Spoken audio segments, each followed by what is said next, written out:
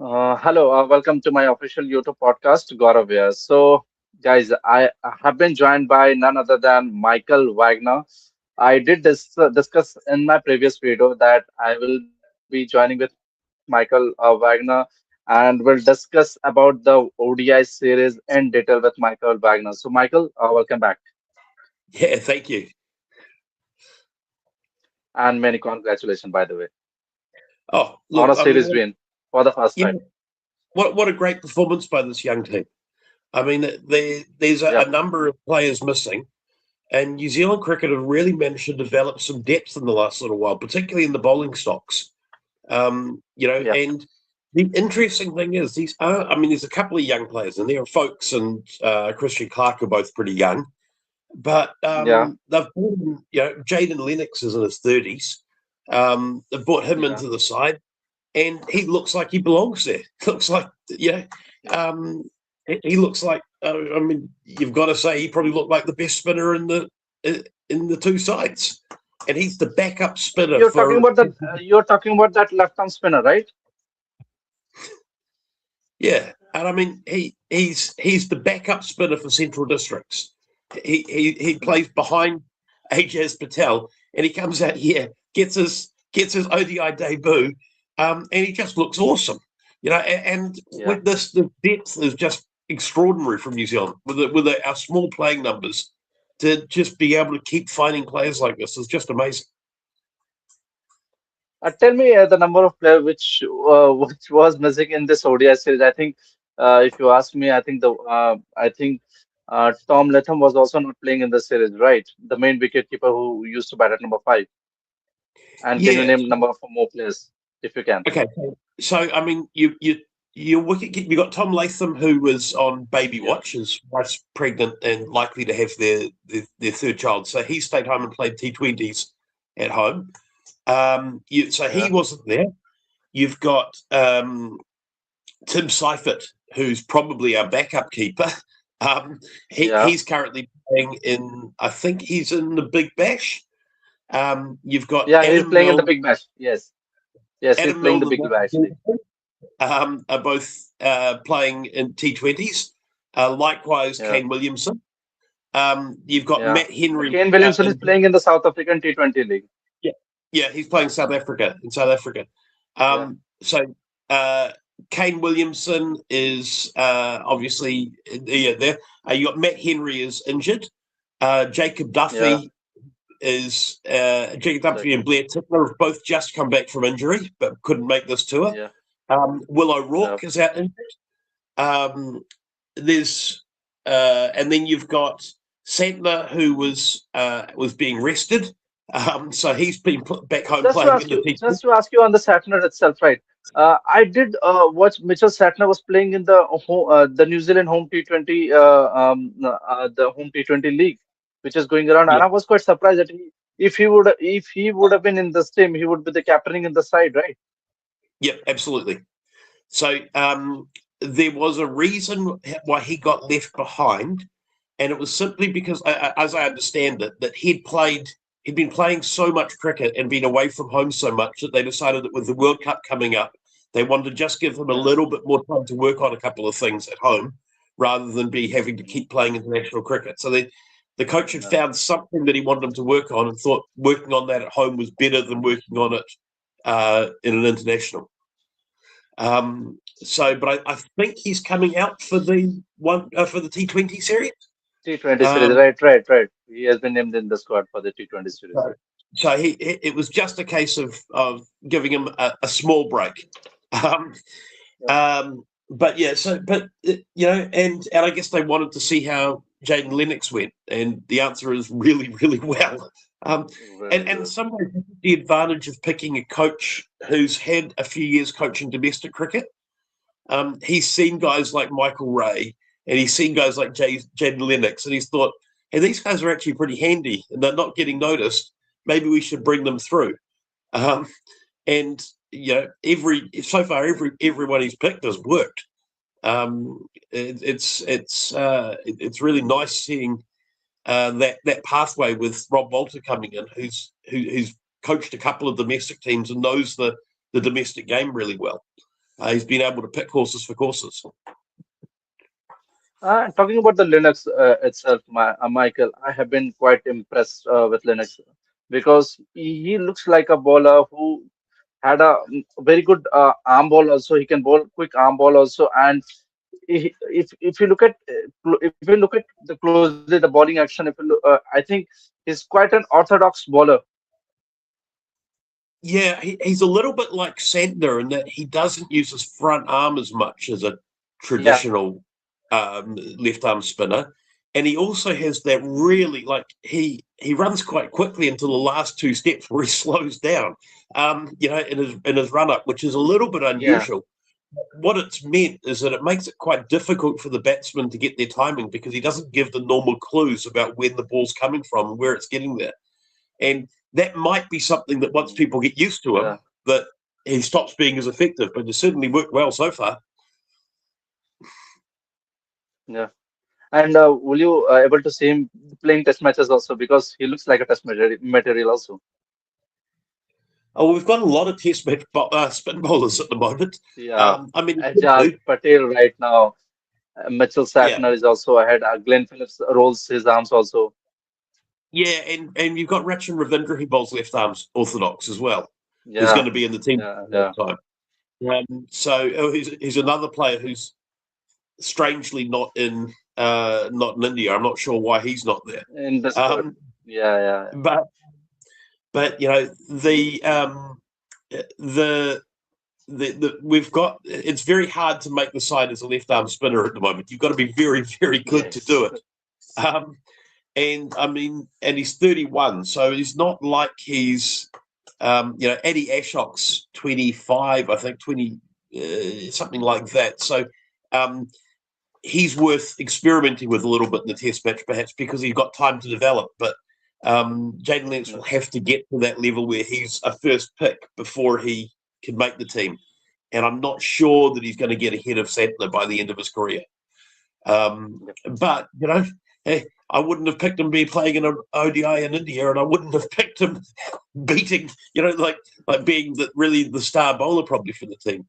Um, we're in an interesting position in New Zealand at the moment where there really is a changing of the guard, particularly with the bowlers. That we've had that for a long time. We had Southey, Bolton, Wagner, and then Ferguson and Mill, who were really the for a long time from sort of 2015 through.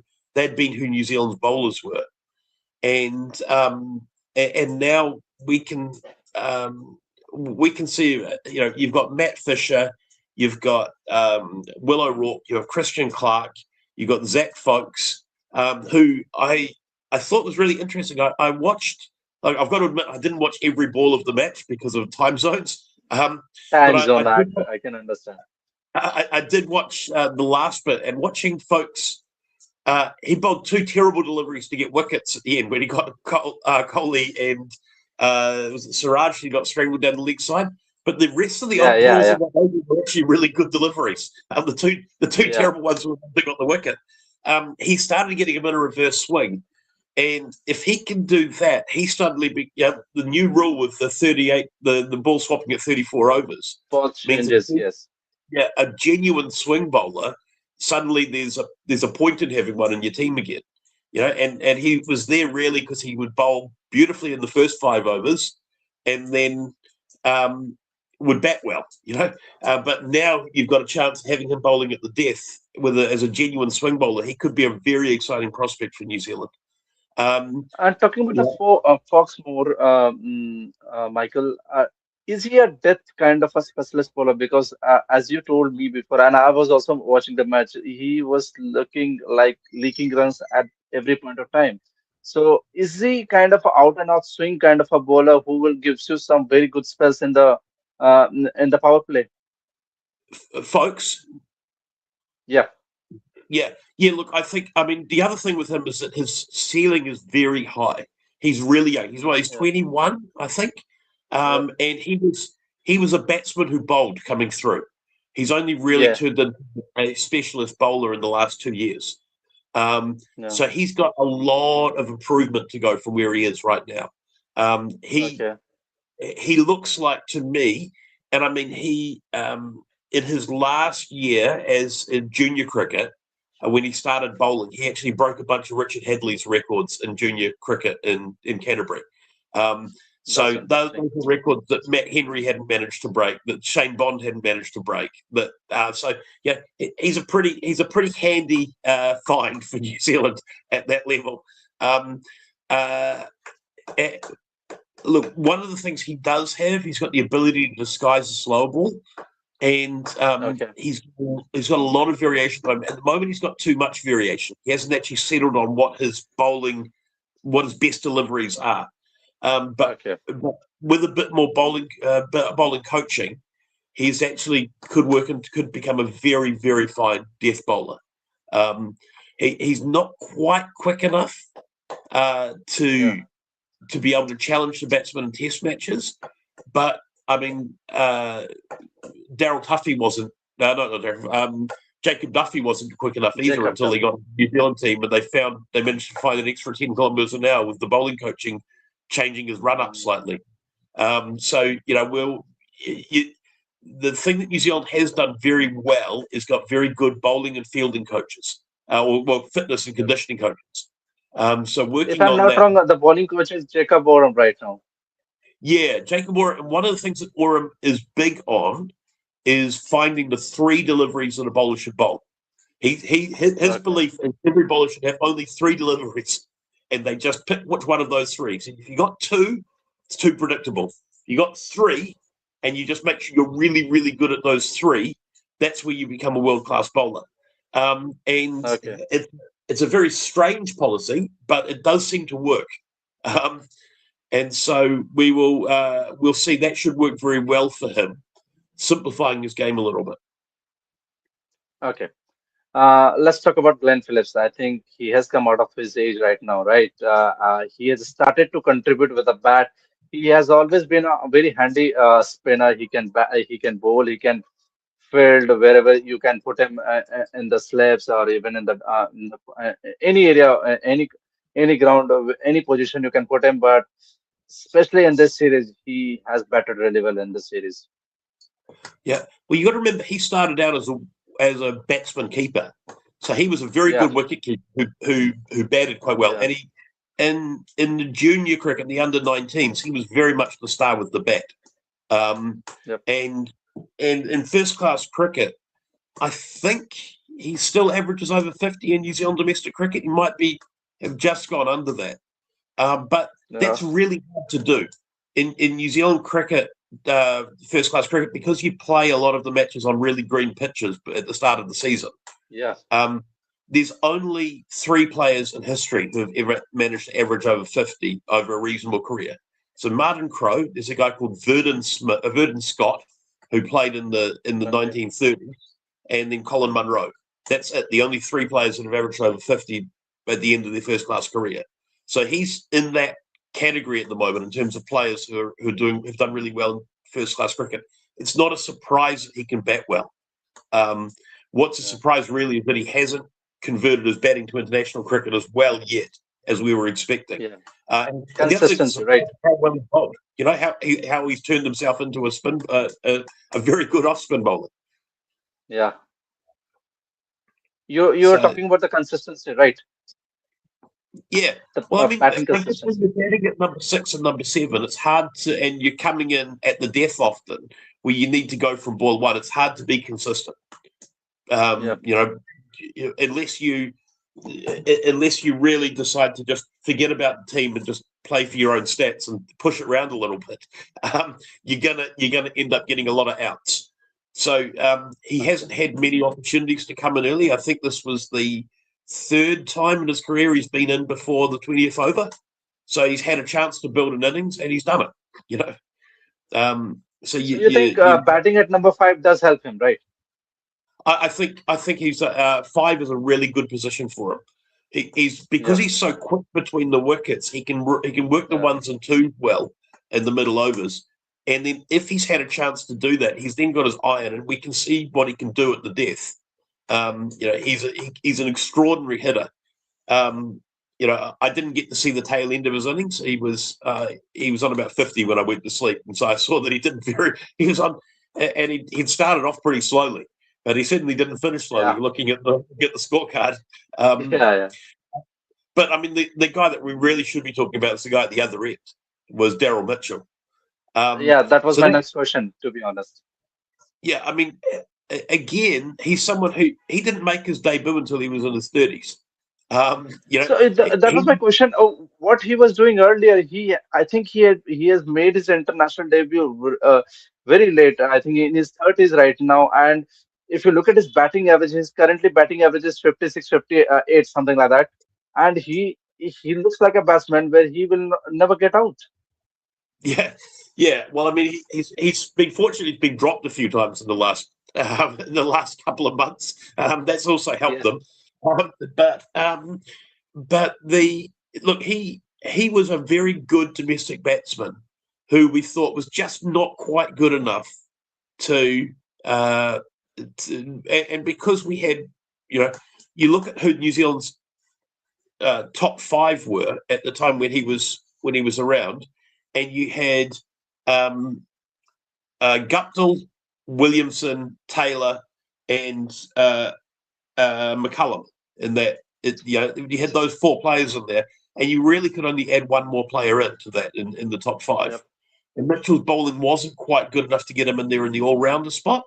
Yeah. And so he And was at that point of competing. time, Colin de Grand home was also there. So you Yeah, can't that's right. remove. When Jamie Nisham was also there. Yeah, he was competing with de Grandhomme, Neesham, and Anderson as an all-rounder, and he wasn't ahead of any of Yeah. those as an all-rounder.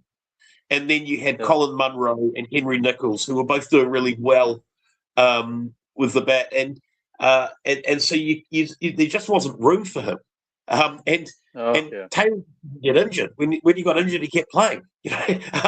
And so or he got injured in the last match of a series, and there wasn't room to bring anyone else in. So Okay. he just there wasn't room, and he wasn't. He was a good, solid performer and really consistent. And he was often the guy that finished the season with the most runs, despite not really playing any innings that made you go, "Oh wow, that was really something." He would be the guy that would regularly get a 60 or a 70, and didn't really capture the attention like some of the others, the more flashy players did. Like Colin Munro. Colin Munro was dynamite when you watched him play. Yeah. Um, Yeah. but Mitchell wasn't quite like that, and so there was a thought that maybe his game he was at a cap, in terms of, and there was talk about him being the best player that never played international cricket. That they weren't going to pick him now that he was in his 30s, or But turns out that actually that was entirely wrong, and he's been a wonderful player for New Zealand, and it's a good thing for us too, because it means that there's now a precedent saying you can pick these guys in their 30s who've been around domestic Yeah. cricket for a while. There's another guy, and I'm biased here because I coached him in junior cricket, Cartney Clark, who's Okay. really started to dominate in domestic cricket, playing for Northern, like Daryl Mitchell did for a long time. And he hit 100 yesterday in the T20 to mean that he's the second top run scorer in the Super Smash. And he's been a guy that's sort of flown under the radar a little bit for a few years. He's been inconsistent. Well, now he's added some consistency to his game. And before you would have said, oh well, he's closing it on 30, he's not going to get a spot. But now you say, well, we've got evidence now to say actually picking a guy after they've had a chance to develop and learn their game is not a bad thing. Yep. I think if you look at the past Australian team side also, they were picking the players after the 30s because they had no player to replace. So I think one of the primary example was Michael Hussey. Yeah. So final, I would ask the final question because I know you don't have much time right now. So my final question was, what is New Zealand team doing differently? Because every time they visit India, from the last 5 to 6 months, they have their first beaten Team India in their home soil in the Test series, and now they have managed to win. They have managed to win ODI series for the first time. So what of this New Zealand team is doing differently from the past, or India is playing poorly? Well, I think one of the big things is they've turned what's traditionally India's strength into a weakness, and that's the spin Okay. bowling.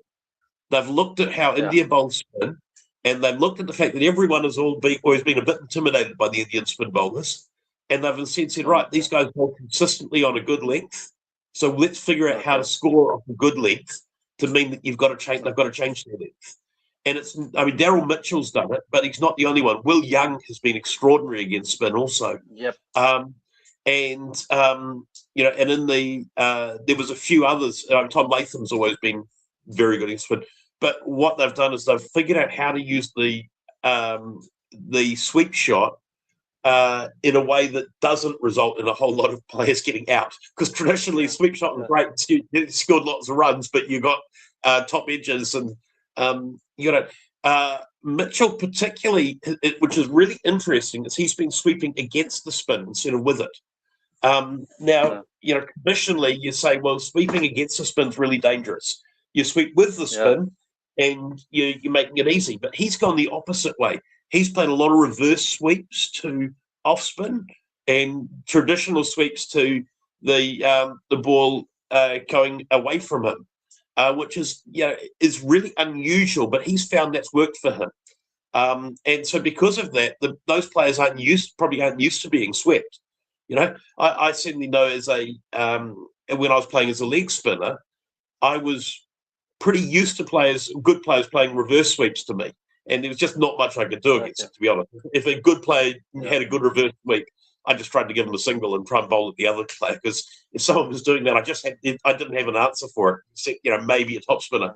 But a guy that was playing a traditional sweep, I backed myself to get him every time. Um, Okay. Whereas here, you've got Mitchell doing that, playing against the spin. And, as a spin bowler, you just think, oh, well, I'll get him soon. But they haven't been getting him soon. He just kept playing it and kept scoring runs. And so they've got to find a new answer to that. And so I think that the fact that there's been a lot of work done, they've been preparing pitches indoors in the training facility in Lincoln to try and simulate Indian conditions and be bowling the spinners at our batsmen, working on these strategies as to how to play spin in India and how to score off spinners. And they've spent a lot of work, a lot of time on trying to replicate the conditions. They use kitty litter to dry out the pitch indoors and a big heater to try and get the pitch to act like it was in India. And playing in the winter in New Zealand, in the South Island, there's like -3 degrees outside, and they've got 40 degrees inside the tent, and bowling spinners at them. They did a lot of work on that stuff to try and learn how to play spin more effectively. And by taking India's strength and turning it into a weakness, I think that's the big thing that's happened in this series is they've really put the work in these two series. They've really put the work in, and what was it? I saw something. The strike rate against spin against good length balls was over 100 for New Zealand and was about 70 for India, which is what you'd expect. They say you play a good ball, we'll hit you, we'll score a run of ball off that. And so Indian spinners have had to go searching. Yeah. Hey, I did want to say one thing though as well. I thought Yep. Harshit Rana today. What an outstanding Yeah. performance! Ryan Tendershada really threw down the gauntlet to him in the press conference after the second match, saying, "Well, he's Yep. had his chance and not Yeah. doing anything with it. He's got to do more," and he really did more today. Outstanding bowling. Well, in the first half, I didn't see how he ended his spell, and then just outstanding with the bat.